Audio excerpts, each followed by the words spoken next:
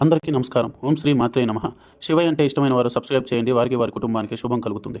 మేషరాశి వారి గురించి చూసుకున్నట్లయితే వీరి జాతకం అంతంత మాత్రంగానే నడుస్తుంది. ముఖ్యంగా ప్రేమించిన వారి విషయంలో మోసాలే జరుగుతున్నాయి.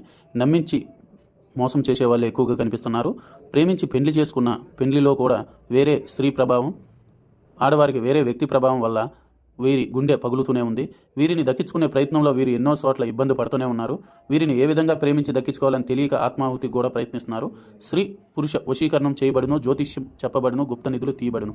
ముఖ్యంగా వీటిలో ఆడవారు వీరు నమ్మారంటే వారు ఎలాంటి వారైనా వదులుకోరు. వారు వీరిని మోసం చేశారని తెలిసినా వారే కావాలని కోరుకుంటారు. వారు వీరిని మనిషిలాగా కాదు కదా, ఒక పురుగులాగా కూడా చూడరు. అలాగా వీరిని నమ్మించి పెళ్లి చేసుకున్న తర్వాత అయినా, పెళ్లి చేసుకోక ముందైనా వీరిని మోసం చేసి వదిలేస్తారు. ఈ మేషరాశి వారు నమ్మారంటే వారిని తప్పించి ఎవరిని అనేది వీరి జీవితంలోకి రానివ్వరు. కుటుంబంలో మాటలు వినరు, వేరే వ్యక్తిని ప్రేమించరు, వేరే వ్యక్తి సంబంధాన్ని కోరుకోరు.